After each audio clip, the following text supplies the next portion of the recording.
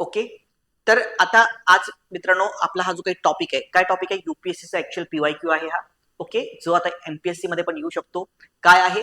Destiny of a nation is shaped in its classroom. बरोबर आहे. एखाद्या राष्ट्राचे भवितव्य त्याच्या वर्गात घडत असते. आता याचं डिस्कशन घेण्यासाठी आपण जर का बघितलं तर क्लासरूम मध्ये घडते म्हणजे काय आलं? टॉपिक काय आला? एज्युकेशन आला. एज्युकेशन कसं राष्ट्राला घडवतं नेहमी लक्षात घ्यायचं की एकदा काय ना, पहिली गोष्ट महत्वाचं की तुम्हाला टॉपिकच समजत नाही, म्हणून टॉपिक पहिले समजण्याचा प्रयत्न करा. तर इथे बघा काय आहे की बघा याच्यामध्ये कीवर्ड्स कोणते कोणते? डेस्टिनी. बरोबर आहे. कोणाची डेस्टिनी? नेशन, शेप्ड आणि क्लासरूम. चार मुद्दे आले. काय? डेस्टिनी म्हणजे भवितव्य. कोणाचं भवितव्य? देशाचं भवितव्य. कशा? देशाचं भवितव्य घडवायचंय. कोणाच्या थ्रू? Classroom through. आता इथे लक्षात घ्यायचं तुम्हाला की करतात कोण आहे, कशामुळे घडणार?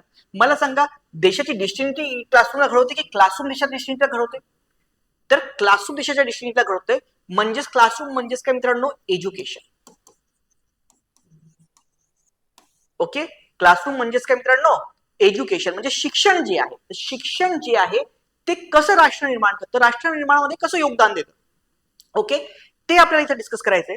तर मित्रांनो आपण जेव्हा लिखाणाबद्दल बोलतोय तर ते लिखाणाचे आपण विविध कन्सेप्ट बघितलेत, विविध पॅटर्न्स बघितलेत. बरोबर आहे. मग आता या पॅटर्न्स मध्ये आपण काय काय बघितलं? तर याच्यामध्ये आपण बघितला पेस्टल अप्रोच. बरोबर. याच्यावर आपले 5 लेक्चर झालेत, कारण तो एक निबंध तुम्हाला तसं लिहायचा आहे. 2 निबंध, एक निबंध पेस्टल अप्रोच म्हणून लिहायचा आहे. म्हणजे टाइमला दोन्ही लिहा, पण थोडा एखादा दुसऱ्या अप्रोच. सेकंड मी टीच केला होता तुम्हाला सेक्टरल अप्रोच. थर्ड मी टीच केला होता individual to the universal approach. आणि आता जो अप्रोच आपण बघतोय तो आहे SDG sustainable development goal approach. तर सस्टेनेबल डेव्हलपमेंट गोल मध्ये तुम्हाला काय करायचंय मित्रांनो? तर तुम्हाला हेच बघायचंय की कशा प्रकारे जो आहे सस्टेनेबल डेव्हलपमेंट शाश्वत विकास उद्दिष्ट आहेत ते कसे काय अचीव्ह होऊ शकतात या मुद्द्यामुळे. तर त्याच्यामुळे सगळ्यात पहिले तुम्ही जेव्हा स्टार्ट करता तुमचं जो रफ स्ट्रक्चर जे आहे ते जेव्हा बनवता तेव्हा लक्षात ठेवायचं इथे की इथे काय आहे? एज्युकेशन. बरोबर आहे. शिक्षण जे आहे क्लासरूम मध्ये घडतं जे काय शिक्षण, शिक्षण जे ते देशाचं राष्ट्र निर्माण करतं. शिक्षणाद्वारे राष्ट्र निर्माण. शिक्षण आणि राष्ट्र निर्माण या दोन गोष्टी आपल्याला लक्षात ठेवायच्या आहे. आणि राष्ट्र निर्माण करता मग राष्ट्र निर्माण कसं होतं? फक्त संरक्षणाने राष्ट्र निर्माण होतं का? नाही, प्रत्येक अँगलही राष्ट्र निर्माण होतं. आणि सस्टेनेबल डेव्हलपमेंट गोल सुद्धा जे आहेत मित्रांनो तेही तुम्हाला तीच गोष्ट सांगतात की राष्ट्र निर्माण करायचं असेल तर काय करा? तर जग निर्माण करायचं आहे. इथे स्वप्न जगाचं आहे तर पहिले राष्ट्र तुम्ही, तर हेच मुद्दे देशाच्या याच्यासाठी लावा. गरिबीचा अंत करणे. बरोबर. नंतर काय? भयमुक्त भूक कुपोषण हे कमी करणार. बरोबर आहे. सगळ्यांचं हेल्थ चांगलं व्हा. बरोबर आहे. इक्वॅलिटी ऑफ द एज्युकेशन, गुणात्मक शिक्षण, gender equality, clean water and sanitation, affordable clean energy. Okay, तर हे जे टोटल 17 उद्दिष्ट आहेत ना मित्रांनो त्यापैकी फक्त 5, 6, 7 उद्दिष्ट निवडा. जसं आपण एज्युकेशन बद्दल जेव्हा बोलतो तर आपल्या स्ट्रक्चर मध्ये जर का आपण बघितलं तर एज्युकेशन जो आहे तो कशाशी रिलेट करतो? तर तो एक तो ऑलरेडी शासकीय उद्दिष्टामध्ये एसडीजी नंबर 4 आहे की क्वालिटी एज्युकेशन दिलं पाहिजे. त्याच्यामुळे काय काय होणार? तर त्याच्यामुळे आपण जेव्हा गरिबी आहे ती कमी करू शकतो. सगळ्यात महत्त्वाचा मुद्दा, कारण लोक जरी इम्पॉवर झाले एज्युकेशनमुळे तर गरिबी आपोआप काय होते? दूर होणार. बरोबर आहे. झिरो हंगर निर्माण होऊ शकतो त्याच्यामुळं. बरोबर आहे. भूक कुपोषण समस्या कमी होऊ शकते. लोकांकडे पैसे येतील तर ऑलरेडी ती समस्या कमी होऊ शकते. जेंडर इक्वॅलिटी निर्माण होऊ शकते. लोक जर एज्युकेट झाले तर जेंडर इक्वॅलिटी निर्माण होईल. शाळेमध्ये जर त्यांना शिकवण्यात आलं तर त्यात काय निर्माण होणार? Again good health and wellbeing. So लोकांचं जे आरोग्य आहे ते चांगलं होणार. ओके, आणि क्लायमेट ऍक्शन. सो ग्लोबल क्लायमेटसाठी पण त्याचा फायदा आहे. आणि काय? जमिनीशी सगळ्यांकडे पैसे असतील. हा जो संघर्ष, वर्ग संघर्ष आहे तो ऑलरेडी काय होणार मित्रांनो? कमी होणार. अशा प्रकारे तुम्ही कोणते कोणते सस्टेनेबल डेव्हलपमेंट गोल्स आहेत, शाश्वत उद्दिष्ट आहेत ते एकदा लिहून घ्यायचे रफ मध्ये आणि त्यानंतरच मग त्याच्यावर आपण जे आहे ते फ्रेमिंग करत जायचं.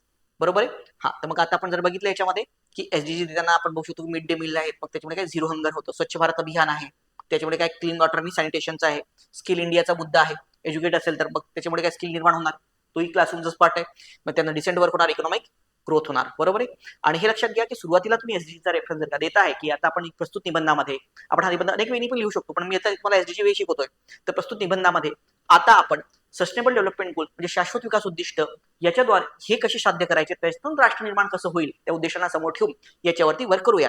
सेम एक कन्क्लुजनला पण तुम्ही तसं लिहिणार काय की जर शिक्षण व्यवस्था विद्यार्थ्यांमध्ये वैज्ञानिक दृष्टिकोन, नैतिकता आणि सामाजिक जबाबदारी विकसित करू शकली तर ती केवळ राष्ट्र निर्मितीच नाही तर संयुक्त राष्ट्रांच्या शाश्वत विकास उद्दिष्टांपूर्तीसाठीही महत्वपूर्ण ठरेल. फक्त राष्ट्र निर्माण नाही, त्यातनंच राष्ट्र निर्माण करायचंच आहे.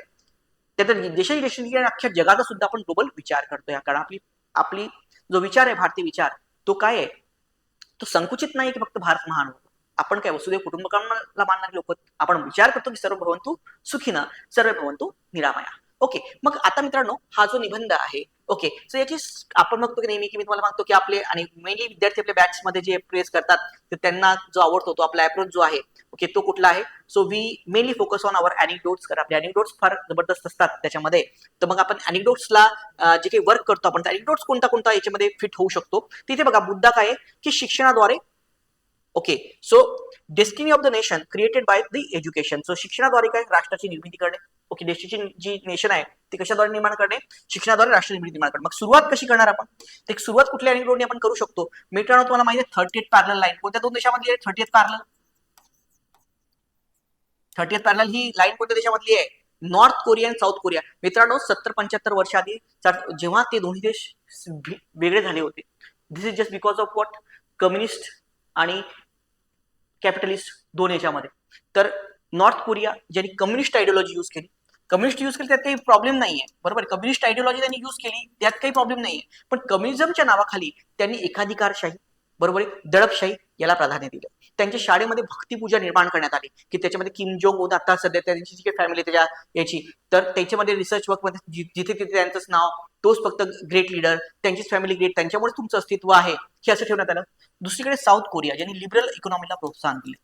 साऊथ कोरियाने जे आहे, बरोबर, लिबरल इकॉनॉमीला प्रोत्साहन दिलं, जगाशी आपली जोड जोडली, त्यांनी टॅलेंटला प्रोत्साहन दिलं, त्यांनी एज्युकेशनवरती भर दिला, लिबरल व्हॅल्यूजवरती भर दिला. आणि घडलं असं की 40-50 वर्षाच्या नंतर या दोन्ही देशामध्ये आज जर का तुम्ही गेलात तर इथल्या कुठल्याही याच्यामध्ये जवळपास 40 ते 50 वर्षाचा फरक, डिफरन्स आहे. म्हणजे जर साऊथ कोरियाला, नॉर्थ कोरियाला जर का साऊथ कोरियापर्यंत पोहोचायचं असेल तर आणखी 40 ते 50 वर्ष लागतील. का? It happen just because of the education. त्यांनी दाखवलं की शिक्षण जे आहे, ओके, ते शिक्षण कशा प्रकारे एक राष्ट्राचं पूर्ण भवितव्य बनवतं आणि एक राष्ट्राचं पूर्ण व्हॅल्यू कशी चेंज. आज जर आपण बघितलं तर most of the electronics company इंडियामध्ये कोणत्या आहेत रे? कोरियाच्या आहेत, बरोबर आहे. आता चायनाची मार्केट आहे, पण चायना मार्केट येण्याआधी सगळ्यात जास्त जे हे होती इंडियामध्ये जे कंपनीज होत्या, टीव्ही कंपनीज घ्या तुम्ही, ओके, अगेन व्हेकलच्या कंपनी, मोटर कंपनीज ज्या आहेत त्या मेजरली कोणत्या होत्या? कोरियन कंपनी होत्या. आधी जो कोरियाचा ट्रस्ट आहे तो, कोरियाची ती व्हॅल्यू आहे ती चायनीज जरी सेलिंग जास्त असेल पण ती आहे का? नाही आहे. का? कारण त्यांच्या तो हा बदल सुरुवातीपासून कशाने झाला? त्यांच्या एज्युकेशन सिस्टीम मध्ये त्यांनी तसा बदल आणला. त्यांनी भक्तिपूजा नाही केली तिथे, बरोबर आहे. आणि त्यांनी दाखवलं, त्यांनी लिबरल व्हॅल्यूजला प्राधान्य दिलं, त्यांनी सेक्युलर एज्युकेशन दिलं, त्यांनी सायन्स अँड टेक्नॉलॉजी, सायंटिफिक टेम्परामेंटला महत्व दिलं. आणि म्हणून तो देश आज नॉर्थ कोरिया, तोच सेम कंट्री होते, फक्त एक भिंत पडली, एक नॉर्थ वाले ची विचारसरणी कम्युनिझम, दुसरी कॅपिटलिझम. बट फक्त कॅपिटलिझममुळे झालं असं म्हणत नाहीये मी, काही कम्युनिझम हे होतं, पण कम्युनिझमच्या नावाखाली त्यांनी दडपशाही आणली, एज्युकेशन सिस्टीमवरती वर्क केलं नाही. आणि आज आपल्याला दोघांमध्ये फरक दिसतो. या अँक्टिव्हिटी तुम्ही सुरुवात करू शकता, बरोबर आहे. दुसरा अँक्टिव्हिटी आपण आपला देऊ शकतो, okay, 1947 India versus Pakistan. Okay, India Pakistan. हा, या दोघांमध्ये education destiny of the nation has shaped in the classroom. एकीकडे भारत, ओके, जर तुम्ही स्वातंत्र्याचा तेव्हाचा कालखंड बघितला तर पाकिस्तानची पर कॅपिटा इन्कम इंडियापेक्षा 20% जास्त होती. कुड इमॅजिन, 20% जास्त पर कॅपिटा इन्कम होती भारतापेक्षा पाकिस्तानची स्वातंत्र्याच्या वेळेस. ओके, यात काही 5-10% मागे पुढे होऊ शकेल, 5-1%, पण जास्त होती. अगेन मेजर इंडस्ट्रियल हब किंवा मेजर पोर्ट जर का भारताची बघितले, कारण जगात ट्रेड करण्यासाठी पोर्ट लागतात. 2 मेजर पोर्ट, पहिला म्हणजे कराची, सगळ्यात मोठा भारताचा पोर्ट, आणि नंतर ढाका. दोन्ही कोणाकडे आले होते? पाकिस्तानकडे आले होते, बरोबर आहे. दोन्ही कोणाकडे आले होते? पाकिस्तानकडे आले होते. येस, पाकिस्तानकडे पोर्ट आले होते. नंतर अगेन पाकिस्तानकडे ऍडव्हान्टेज काय होता सगळ्यात जास्त? अरब तेलाचा शोध लागला 1950च्या आसपास. 1970-75 येता येता सगळ्यात मोठा हब अरब कंट्रीज मिळाला. आणि अगेन पाकिस्तान अरब कंट्रीशी जवळ सुद्धा होता, इस्लामिक नेशन होता. मोठ्या प्रमाणामध्ये पाकिस्तानच्या लोकांना रोजगार मिळू लागला. कुठे? आज मिडल ईस्टमध्ये, तेव्हा मिडल ईस्टमध्ये मिळावं लागला. ओके, इतका मोठा स्ट्रॉंग बॅकिंग पाकिस्तानला होता. त्यानंतर मित्रांनो युएसएचा सपोर्ट, जो आजही आपण काय म्हणतो ना, आजही टॉप मध्ये मला वाटतं हा बघा पाकिस्तान एवढा मोठा भूमिका घेतोय की काय काय लायकी आहे पाकिस्तानची जर युएसए नसला तर त्याच्यामध्ये, बरोबर आहे. युएसए मुद्दामून प्रमोट करतोय पाकिस्तानला त्याच्यामध्ये, कारण मिडल ईस्ट मध्ये जर कंट्रोल ठेवायचा असेल तर तुम्हाला पाकिस्तानला कंट्रोल ठेवाच लागणार आहे त्याच्यामध्ये, बरोबर आहे की नाही. हा, आणि पाकिस्तान असे की त्याच्याकडे आर्मी आहे, बाकी कुठल्या देशाकडे आर्मी आहे की मिडल ईस्ट मध्ये. ओके, सो इथे जर का आपण बघितलं तर युएसए आत्ताच नाहीये. आपले भारताचे जे काही संबंध निर्माण झाले, लिबरलायझेशन भारताने स्वीकारलं, थोडाफार कॉन्टॅक्ट झाला, वाजपेयींची गव्हर्नमेंट होती, त्या अटल बिहारी वाजपेयींच्या गव्हर्नमेंटमध्ये मग काय झाले की बिल क्लिंटन भारतामध्ये आले, तेव्हा कितीतरी वर्षानंतर, 40 वर्षानंतर कुठला तरी राष्ट्रपती भारतामध्ये आला होता. थोडेफार संबंध सुधारायला सुरुवात झाली आणि नंतर मनमोहन सिंग यांच्या काळामध्ये एकदम पीकला भारत आणि पाकिस्तान संबंध, भारत आणि अमेरिका संबंध जे आहेत ते एकदम पीकला गेले. बरोबर. ओके. आता त्यानंतर मोदींच्या याच्यामध्ये आणखी वाढ झाली, त्याच्यामध्ये फार स्ट्रॉंग याच्यामध्ये. आता नंतर मग पुन्हा ट्रम्प आल्यानंतर मग पुन्हा थोडेफार प्रॉब्लेम्स क्रिएट झाले दोघांच्या संबंधामध्ये, ते आहे. पण पाकिस्तान तर आधीपासनं, सो फ्रॉम द डिन, कारण भारत जरी आदित्य राष्ट्र चळवळीला प्राधान्य देत होता, पण भारताचा मेन जो काही फोकस राहिला होता तो कशावरती राहिला होता मित्रांनो? आपण जर का बघितलं असेल तर भारताचा मेन फोकस जो काही राहिला होता, सो भारत USSRचा जास्त क्लोज होता. तर सगळे आर्म्स पाकिस्तानला अमेरिका पुरवायची, USSR भारताला पुरवायचा. नंतर USSR 70 नंतर USSR पॉवर कमी कमी कमी कमी होत झाली, पण अमेरिकेची पॉवर वाढतच राहिली आणि अमेरिका पाकिस्तान सपोर्ट करत राहिला. तरीही आज पाकिस्तान कुठे आहे आणि त्याच्या कम्पेअरमध्ये आपण कुठे आहोत, हे चेंज का झालं? बरोबर आहे. आज आपल्या तो म्हणतात ना, आज आपण इस्रो, आपण चंद्रावर पोहोचतोच की नाही आपली मोहीम. पाकिस्तानचा मित्रांनो जे हे सेक्टर आहे, बरोबर आहे, आपण ज्याला अंतराळ सेक्टर ज्याला आपण म्हणतो, सो दॅट इज व्हॉट, की ज्याला आपण हे म्हणतो स्पेस टेक्नॉलॉजी, तर ती भारताच्या आधी सुरू झालेली आहे पाकिस्तानची. Again that is of the कृपादृष्टी ऑफ द USA, करेक्ट. पण तरी, आणि आता तर पाकिस्तानच्या सपोर्ट चायना सुद्धा आहे, पण तरीही in terms of you can see की आज जगातले सगळ्यात मोठमोठ्या कंपनीचे CEO जे आहेत, मोठमोठ्या पदांवरती कोण आहेत? भारतीय आहेत. बरोबर आहे.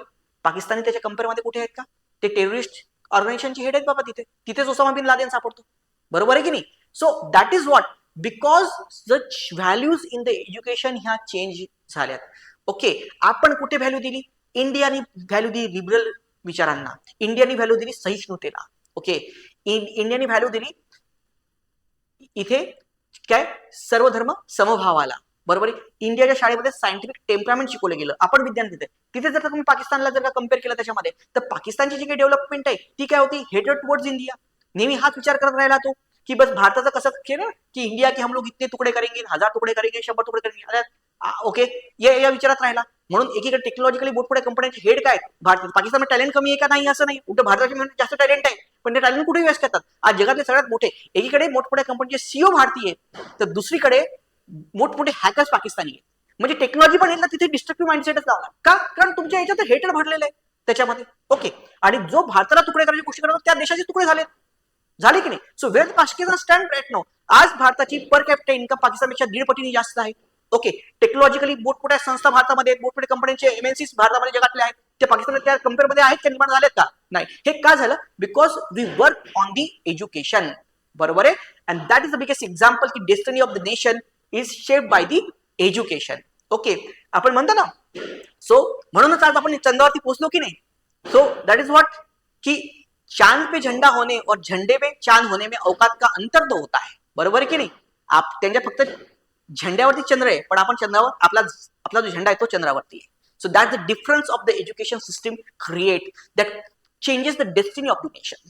Okay. So you can use that anecdote also. Okay. तुम्ही हा अनेक्डोट यूज करू शकता.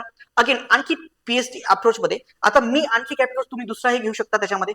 सो तो कोणता अप्रोच त्याच्यामध्ये घेऊ शकता? तर बघा की दोन तुम्हाला एकदम प्रॉपर मी दिलेले, एक तर नॉर्थ कोरिया साऊथ कोरियाचं एक्झाम्पल घ्या, किंवा इंडिया पाकिस्तानचं कम्पेअरेटिव्ह एक्झाम्पल घ्या की how destiny of the nation can change. Okay. By the classrooms or the education. इथे क्लासरूमचा अर्थ एज्युकेशन आहे.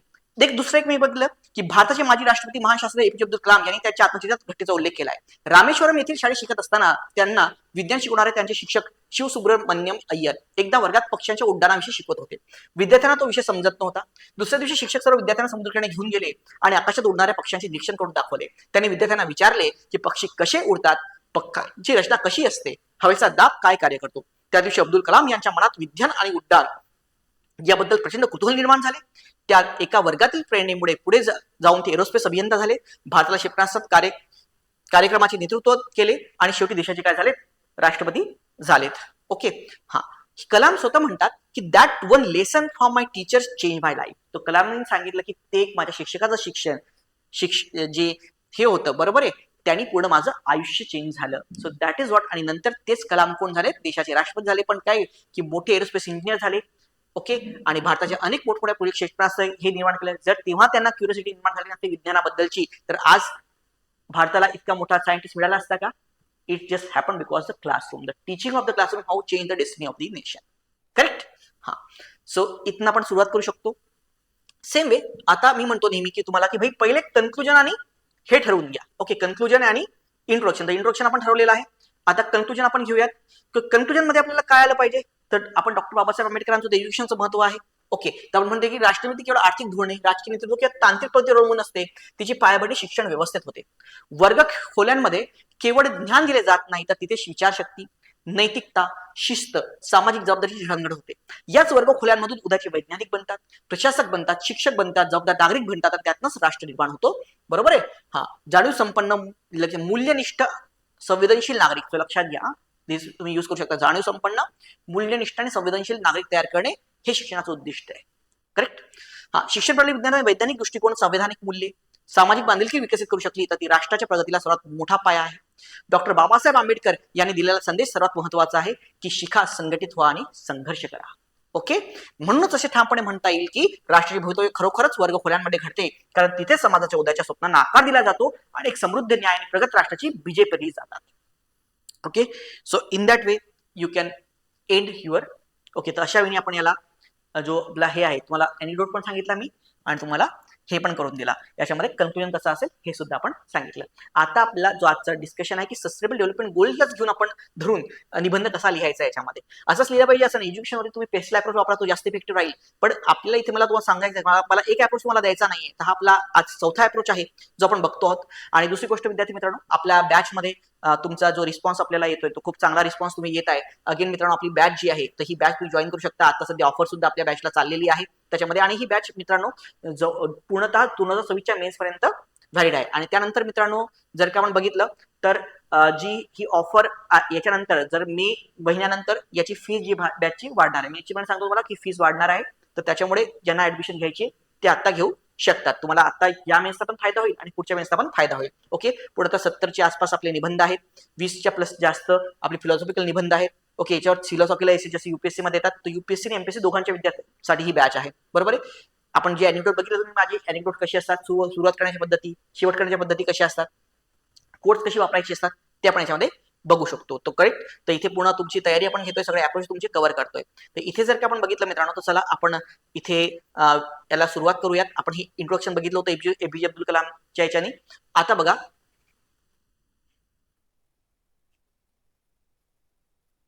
भारताबद्दल आधी काय म्हणायचे की 1900 दशकात एक सामान्य कृषीप्रधान देश होता. जागतिक स्तरावर त्याची शिक्षण व्यवस्था प्रसिद्ध नव्हती. फिनलँड. येस, फिनलँड हा जो देश होता, बरोबर आहे. तर आपण जर बघितलं तर त्या दशकात फिनलँड सरकारने आणखी नवीन तुम्हाला हे देतो की 1970च्या दशकात फिनलँड सरकारने एक महत्त्वाचा निर्णय, देशाचा विकास करायचा असेल तर शिक्षण बदलले पाहिजे. त्यांनी काही क्रांतिकारी सुधारणा केल्या. फिनलँडचं एक एक्झाम्पल. ओके, तर फिनलँडचे ते एक्झाम्पल घेतलेलं आहे की एक सामान्य देश होता, त्याच्यामध्ये शिक्षण व्यवस्था प्रसिद्ध नव्हती. मास्टर डिग्री अनिवार्य केली त्यांनी. शिक्षक होईल तर मास्टर डिग्री. डॉक्टर अभियंता इतका सन्मान दिला शिक्षकांना. ओके, सन्मान. देन स्पर्धेच्या समज आणि सर्जनशीलतेवर जास्त भर दिला की जी आपल्याला जी समज आहे, क्युरिओसिटी निर्माण करण्याची, ओके, क्रिएटिव्हिटी निर्माण करण्याची, ओके, त्याचं आकलन जे आहे ते, कॉम्पिटिशन जे आहे ते जास्त स्ट्रॉंग करणे. ओके, आणि मोफत शिक्षण व्यवस्था दिली. आणि याचा परिणाम असा झाला की फिनलँडचे विद्यार्थी सातत्याने सर्वोच्च स्थानावर राहू लागले. फिनलँड माहिती तंत्रज्ञान, नवोन्मेष, सामाजिक विकास अग्रगण्य देशापैकी एक आहे. बरोबर आहे. हा, तर मग यातनं एक लक्षात येतं की जेव्हा एखादा देश आपल्या वर्गखोल्यांमध्ये गुंतवणूक करतो तेव्हा तो आपले संपूर्ण राष्ट्र आणि राष्ट्र भविष्य घडवतो. Okay, same way you can apply this to the Japan. जपानचं एक्झाम्पल घेऊ शकता. ओके, जपानला हे सेम एक्झाम्पल. जपानचे एज्युकेशन सिस्टम स्वामी म्हणून एक देश जो पूर्ण बेचिराग झाला होता सेकंड वर्ल्ड वॉर मध्ये, तो पुन्हा एकदा नव्या दमानं उभा राहिला आणि एक तो जगामध्ये पॉवर आपली त्यांनी निर्माण केली. आपली टेक्नॉलॉजिकल पॉवर जी आहे, सॉफ्ट पॉवर म्हणून टेक्नॉलॉजिकल पॉवर त्यांनी निर्माण केली. तो देश म्हणजे काय? जपान. ओके, हा. मग आता इथं आपण मेन बॉडीला सुरुवात करू. राष्ट्राचे भवितव्य घडवण्यासाठी शिक्षणाची भूमिका अत्यंत महत्वाची. एखाद्या देशात दिल्या जाणाऱ्या शिक्षणाची गुणवत्ता, त्या देशातील नागरिकाची कार्यक्षमता, ताकद आणि देशाला साध्य करणे नवोन्मेष. नवोन्मेष म्हणजे काय? इनोव्हेशन. हा नवोन्मेष शब्द वापरा पेपरमध्ये खूप जास्त. ओके, इनोव्हेशन ही निश्चित करते. दर्जा शिक्षणाची उपलब्धता गरिबीच्या दुष्ट चक्राला तोडू शकते. व्यक्तींना सन्मानपूर्व आणि समाधानकारक जीवन जगण्यास सक्षम बनवते आणि त्यांना समाजासाठी योगदान देण्याची संधी देते. त्यामुळे राष्ट्राच्या विकासासाठी, प्रगतीसाठी शिक्षणात गुंतवणूक करणे अत्यंत आवश्यक आहे. हा निबंध वर्गखोल्यांमध्ये शिक्षणाचे राष्ट्र कसे घडवते, राष्ट्र याच्या सस्टेनेबल डेव्हलपिंग गोल साध्य करण्याच्या दृष्टीने महत्वाचं हे करतो. तर इथे हा झाला थिसिस स्टेटमेंट आपला. बरोबर, हा काय झाला? थिसिस स्टेटमेंट झाला आपला. ओके, हा, चला आता पुढे जाऊयात. मग आता शिक्षणाचा उपयोग काय? तर गेल्या अनेक दशकापासून भारत गरिबी निर्मूलन, शिक्षण, आरोग्य, लैंगिक समानता, स्वच्छ पाणी, ऊर्जा यांसारख्या विकासाच्या उद्दिष्टांना पोहोचण्यासाठी संघर्ष करत आहे. याचे एक महत्वाचे कारण म्हणजे काळातील कमी शिक्षणाचा स्तर आणि अपुरी साक्षरता. मजबूत शैक्षणिक पाया नसल्यामुळे देशाला सामाजिक आर्थिक विषमता दूर करण्यात आणि शाश्वत विकास साध्य करण्यात अनेक अडचणींना सामोरे जावे लागते. ओके, गरिबी दूर करण्यासाठी, गरिबी कमी करण्यासाठी शिक्षण हा अत्यंत महत्वाचा घटक आहे. वर्गखोल्यांमध्ये दर्जेदार शिक्षण दिल्यास व्यक्तींना गरिबीच्या दुष्चक्रातून बाहेर पडण्यासाठी आवश्यक ज्ञान व कौशल्य मिळू शकते. येस, शिक्षणामुळे चांगल्या नोकऱ्या, जास्त उत्पन्न मिळण्याचे मार्ग उपलब्ध होतात, ज्यामुळे आर्थिक विकास आणि गरिबी कमी होण्यास काय होते, मदत होते. मग आता ही गोष्ट कशा प्रकारे आहे, तर भारत सरकारची राष्ट्रीय ग्रामीण आजीविका अभियान जी आहे, ओके, ही योजना ग्रामीण समुदायात आर्थिक मदत देते, त्यातनं गरिबी निर्मूलनाचं उद्दिष्ट काय होतं, साध्य करण्याचा प्रयत्न करते. नेक्स्ट, शिक्षण हे काय आणि कौशल्य विकास कार्यक्रमाद्वारे गरिबांना सक्षम बनवून त्यांना गरिबीच्या चक्रातून मुक्त होण्यास मदत केली जाते. ओके, हा, आता नेक्स्ट बघूयात शिक्षणाचं काय. मग आणखी शिक्षण शाश्वत शेती आणि अन्न प्रणाली विकसित करण्यासाठी देखील महत्वाची भूमिका बजावते. वर्गखोल्यातील शिक्षणामुळे व्यक्तींना शेती, पोषण, अन्न या ज्ञान मिळते, ज्यामुळे अन्न सुरक्षा वाढते आणि उपासमार काय होते, कमी होते. आता आपण इथे काय आलो, उपासमारीवरती आलो, बरोबर आहे. हा, मग आता आज मिड डे मील स्कीम जी आहे 18 लाख विद्यार्थ्यांना जी आहे ती पुरवल्या जाते भारतामध्ये. मिड डे मील स्कीम आता एज्युकेशन थ्रू बघा, आता क्लासरूम तर येतं, क्लासरूम मध्ये फक्त एज्युकेशनच नाही, तुम्हाला माहिती जीवन पण देण्यात येतं मिड डे मील स्कीम. अरे त्यातनं तुम्हाला वाटत असेल की आणि लोकांना असं आपल्याला वाटतं की काय हे दूध आम्ही लहान असताना दूध द्यायचे, नंतर जेवण देऊ लागले. अरे पण हाच मिड डे मील स्कीम जी आहे, तुम्हाला असं वाटतं पण ज्याच्या घरी जेवण नसतं 2 टाइम, मुलं काय येत नाही शाळेमध्ये, त्याचं कारण आहे की त्यांच्या घरी जेवणाची 2 वेळची सोय नसते, तो अभ्यास कोणाला करेल. सो एम्प्टी स्टमक मध्ये ज्ञान ग्रहण होते का, नाही ग्रहण होत. म्हणून जोपर्यंत तुम्ही खात नाही, तर म्हणून इथे मिड डे मील स्कीम आणि त्याचं रिलिव्हन्स आहे की त्याच्यामुळे आता दुसरीकडे काय एज्युकेशन तर विद्यार्थ्याचं होतच, पण त्याच्यामुळे तुमचा जो हंगर आहे तो कमी होतो. मग हंगर कमी होतो, त्यातनं काय होतं, आरोग्य डेव्हलप होतो, चांगलं आरोग्य निर्माण होतो, सस्टेनेबल डेव्हलपमेंट होत आहेत की नाही. येस, ज्यामुळे काय मुलींना पण शाळेत जाण्यास काय मिळते, प्रोत्साहन मिळते.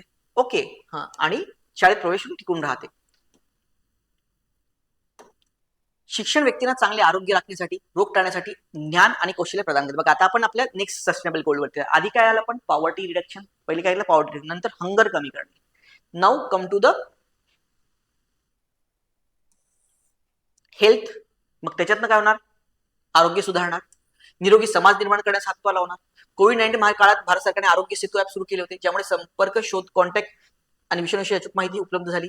अशा ऍप्स आणि तांत्रिक प्रगती ही वर्गखोल्या दिल्या जाणाऱ्या गुणवत्ता शिक्षणाचा परिणाम आहे. त्यामुळे राष्ट्र भविष्य वर्गखोल्यामध्ये घडण्याचे स्पष्ट होते. ओके, दर 2-3 पेज नंतर आपण त्याच टॉपिकला स्ट्रिक्ट आहोत हे पेपर चेकरला कळलं पाहिजे. म्हणून तुमचं जो काही थिसिस स्टेटमेंट आहे, जो निबंधाचं टायटल आहे, ते कुठे ना कुठे कुठल्या ना कुठल्या अनुषंगाने रिपीट झालं पाहिजे, हे लक्षात घ्या.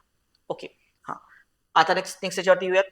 सर्वांसाठी दर्जेदार शिक्षण उपलब्ध करून देण्याचे उद्दिष्ट राष्ट्रीय भवितव्याशी जोडलेले आहे. दर्जेदार शिक्षणामुळे व्यक्तींना जीवनात यशस्वी होण्यासाठी आणि समाजासाठी योगदान देण्यासाठी आवश्यक ज्ञान व कौशल्य मिळते. 1987 मध्ये सरकारने सुरू केलेला ऑपरेशन ब्लॅकबोर्ड या कार्यक्रमाचा उद्देश सर्व प्राथमिक शाळांना किमान मूलभूत सुविधा उपलब्ध करून देणे हा होता.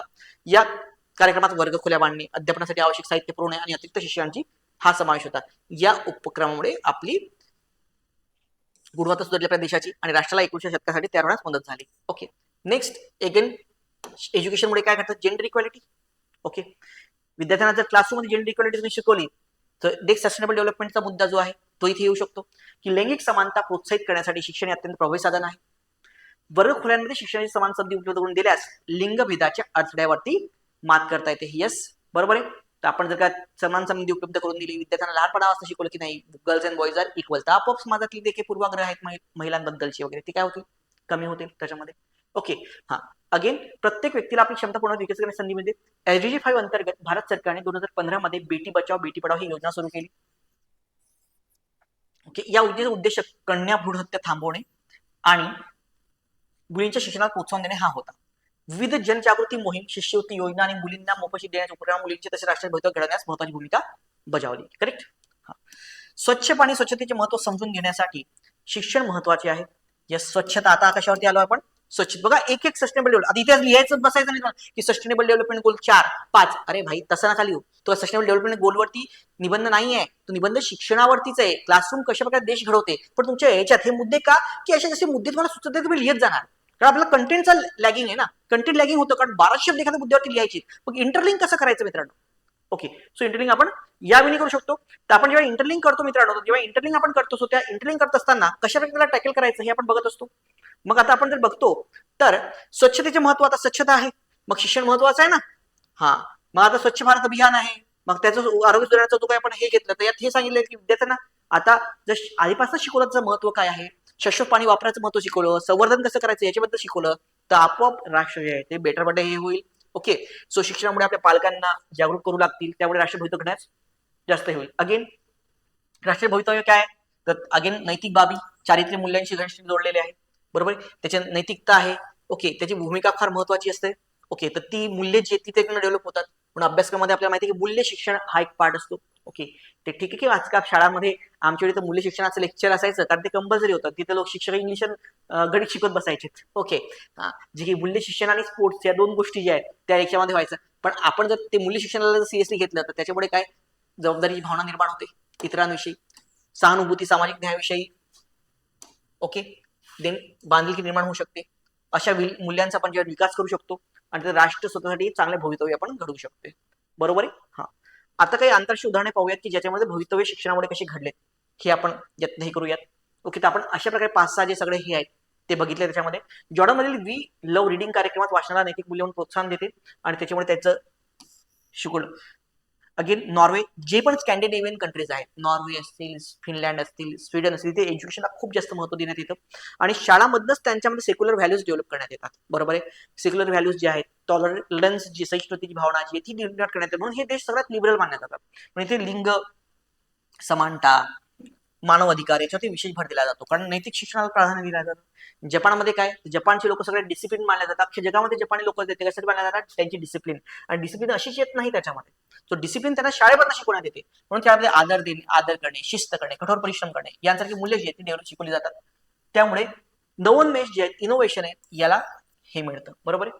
अगेन भूतानने काय केलं की ग्रॉस नॅशनल हॅपीनेस हा धोरण लागू केलं, ज्यात आर्थिक विकासापेक्षा नागरिकांचा आनंद कल्याणाला प्राधान्य दिले जाते. शिक्षण प्रणाली विद्यार्थी करुणा, समुदाय भावना, पर्यावरण, जबाबदारीची भावना, ह्या भावना काय करते, डेव्हलप करते. बरोबर आहे. मग आता हा आहे की आता हा जर आपल्या टॉपिक, मग आता कधी कधी आपण त्याला अँटीथिसिस सुद्धा देतो. बरोबर आहे. अँटीथिसिस स्टेटमेंट आपण काय देतो की बाबा फक्त शिक्षणच महत्वाचं आहे का, मग इतिहास बाकी घटक जे आहेत ते कोणते कोणते आहेत, तर शाळांवर अवलंबून नाहीये. मग शिक्षणाच्या बाहेर कुठे देखील पाहिजे असते.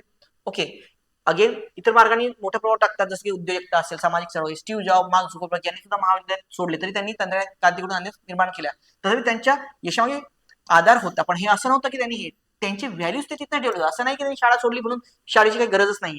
अरे शाळेत त्यांनी जे शाळेचं शिक्षण पूर्ण केलं, त्यांनी महाविद्यालय सोडलं होतं, पण इथे क्लासरूम त्यांनी शाळेमध्ये एज्युकेशन पूर्ण केलं होतं ना. आणि त्या शाळांमध्ये मिळालेली मूल्य जी आहेत तिथे त्यांना जी इनोव्हेशन, क्रिएटिव्हिटी निर्माण झाली, तिथेच त्यांनी हे निर्माण केलेलं. करेक्ट. हा, मग आता हा झाला. मग बघा, खरंच राष्ट्रीय भवितव्य मोठ्या वर्गाला घडते आणि शाश्वत विकास उद्देश साध्य करण्यासाठी शिक्षणाची भूमिका अत्यंत महत्वाची आहे. विद्यार्थ्यांमध्ये नैतिक मूल्ये, चारित्र्य विकसित करणारे शिक्षण दिल्यास जबाबदार, सहानुभूतीशील आणि सामाजिक न्यायासाठी कटिबद्ध नागरिक तयार होऊ शकतात. माझं शिक्षण हे सर्वसमाजाचे एकमेव सामर्थ्य नाही. शिक्षणाच्या उपयोगासाठी अडथळे दूर करणे. बरोबर, त्यासाठी काय करावं लागेल, तर त्यासाठी पाहिजे तसे अडथळे दूर करा. मुद्दा काय, अडथळे दूर करायला लागणार आहे. त्याचा दर्जा सुधारण्यासाठी पण काम केलं पाहिजे. अगेन शिक्षणामध्ये व्यावसायिक प्रशिक्षण सुद्धा दिले पाहिजे, त्याची विविध मार्गाने त्याला काय दिलं पाहिजे, प्रोत्साहन दिलं पाहिजे. ओके, सर्जनशील क्षमता, क्रिएटिव्हिटी ही डेव्हलप करण्यासाठी काय केलं पाहिजे, आपण काम केलं पाहिजे. ओके, अशा वेगवेगळ्या तुम्ही इंटरलिंक करू शकता. आणि हा ज्याचं कन्क्लुजन आहे की आर्थिक धोरणे, राजकीय नेतृत्व, तांत्रिक बाब, प्रगतीच म्हणजे प्रगती नसते, खरी प्रगती या सगळ्या गोष्टीसाठी पण शिक्षणच लागतं. असा कुठला देश सांगा तुम्ही की तो शिक्षण क्षेत्रामध्ये खूप स्ट्रॉंग आहे पण तो बाकी गोष्टींमध्ये वीक आहे. अरे शिक्षणामध्ये आपण डेव्हलपमेंट केली, बाकी गोष्टी आपोआप काय होत जातात, डेव्हलप होतच जातात की नाही. ओके, युएसएला आपल्या इतके भारतीय नागरिक शिकायला जातात, जितके भारतात युएसएला शिकायला जातं का, मग युएसए पॉवरफुल का, कारण त्याची शिक्षण व्यवस्था पण तितकी स्ट्रॉंग आहे. त्याचं डिफेन्स सेक्टर तर आहे, पण त्याची शिक्षण व्यवस्था सगळ्यात जास्ती जी आहे ती काय आहे, स्ट्रॉंग आहे. ओके, हा, मग होते ज्ञानच दिले जात नाही तर तिथे विचारशक्ती, नैतिकता, मग काय काय शिक्षण देतं तुम्हाला, की विचारशक्ती, नैतिकता, शिस्त आणि सामाजिक जबाबदारी याची जडणघडण तुम्हाला देते. ओके, वैज्ञानिक, प्रशासक, शिक्षक, उद्योजक, जबाबदार नागरिक घडतात. बरोबर आहे. आणि म्हणून जाणीव संपन्न, मूल्यनिष्ठ आणि संवेदनशील आपण नागरिक जे आहेत ते तयार करतो. कशामुळे होतं, शिक्षणामुळे निर्माण होतात. बरोबर आहे. बाबासाहेब आंबेडकरांचा संदेश आहे की शिका, संघटित आणि संघर्ष करा. म्हणूनच आपण म्हणू शकतो की राष्ट्राचे भवितव्य खरोखरच वर्गखोल्यामुळे घडते, कारण तिथेच समाजाच्या उद्याच्या स्वप्नांना आकार दिला जातो. येस, समाजाच्या उद्याच्या स्वप्नांना आकार दिला जातो आणि समृद्ध, न्याय, प्रगत राष्ट्राची बीजे पेरली जातात. त्यातनं राष्ट्राची निर्मिती होते. अॅनिडोट तुम्हाला ऑलरेडी आपण डिस्कस केलेले आहेत. अॅनिडोट तुम्ही एपीजे अब्दुल कलामांचा अॅनिडोट देऊ शकता, किंवा 30 पॅरलचा अॅनिडोट देऊ शकता, किंवा इंडिया पाकिस्तान कम्पेअर करा. बरोबर आहे. झंडे पे चांद होणे और चांद पे झंडा होणे में अवकात का अंतर होता है. हे कशामुळे झालं? For due to our education system. तर विद्यार्थी मित्रांनो, हे आपलं आजचं सेशन होतं. मित्रांनो, खूप कमी दिवस उरलेले आहेत, तर चांगला अभ्यास करा. आपले निबंध सगळे पाठ करा मित्रांनो.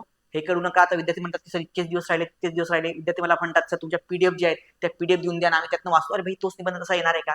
ते पीडीएफ होणार नाही. हे जे माझे अप्रोचचे लेक्चर्स आहेत ना, पेस्टल अप्रोच, मी पहिले 5 लेक्चर तर फक्त निबंधाची सुरुवात आणि शेवट याच्यावरती घालवले, आणि नंतर 5 लेक्चर जे आहेत ते पेस्टल अप्रोचवरती घालवले. हे अप्रोच तुम्ही डेव्हलप करा. त्याच्या आपोआप ही एक स्किल लक्षात घ्या.